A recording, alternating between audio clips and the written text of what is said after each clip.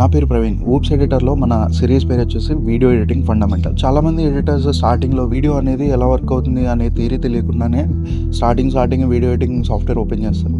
So అందుకే చాలామంది fail అవుతారు. కొంచెం స్టేజ్ దగ్గర వచ్చిన తర్వాత ఆ వీడియో అంటే ఏంటి అని చెప్పేసి గూగుల్లో కొడతారు అనమాట. సో FPS అనేది వీడియోలో చాలా మెయిన్ రోల్ ప్లే చేస్తుంది. ఎడిట్ కూడా ఎలా రావాలనుకుంటున్నా కూడా ఈ FPS మీద డిపెండ్ అయి ఉంటుంది అనమాట. ఫస్ట్ వచ్చేటప్పటికి 24 FPS. దీన్నే చాలా మంది ఎడిటర్ సినిమాటిక్ లుక్ అని చెప్పేసి అంటారు.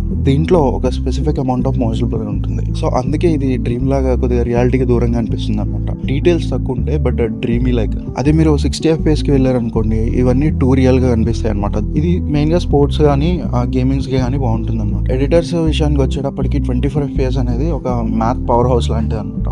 ఎందుకంటే 24 అనేది మ్యాథమెటికల్ లాంగ్వేజ్లో చెప్పాలంటే 2, 4, 6, 8 అట్లా ఈవెన్ నెంబర్స్ ఈజీగా డివైజబుల్ అవుతుంది అనమాట. సో దీనివల్ల ఎడిటర్స్ బీట్ కట్స్ చాలా రిథమిక్ గా కట్ చేయగలరు అనమాట 24 ఫ్రేమ్స్ వల్ల. మరి 24 FPS లో రికార్డ్ చేస్తే మూవీస్ లో ఫైట్ సీన్స్ అవి అంత స్లో మోషన్ గా అంత స్మూత్ గా ఎలా వస్తాయి? అక్కడ మూవీస్ లో ఏం చేస్తారంటే అటువంటి సిచ్యువేషన్స్ లో వాళ్ళు ఓవర్ క్రాంక్ చేస్తారు. సో వాళ్ళు ఏం చేస్తారంటే 120 FPS లో రికార్డ్ చేసి దాన్ని 24 ఫ్రేమ్స్ కి సెట్ చేస్తే హాఫ్ చేసిన 60 FPS ఉంటుంది ఇంకా. సో దాన్ని ఇంకా డౌన్ చేసిన 30 FPS వస్తుంది, 3 times డౌన్ చేసిన.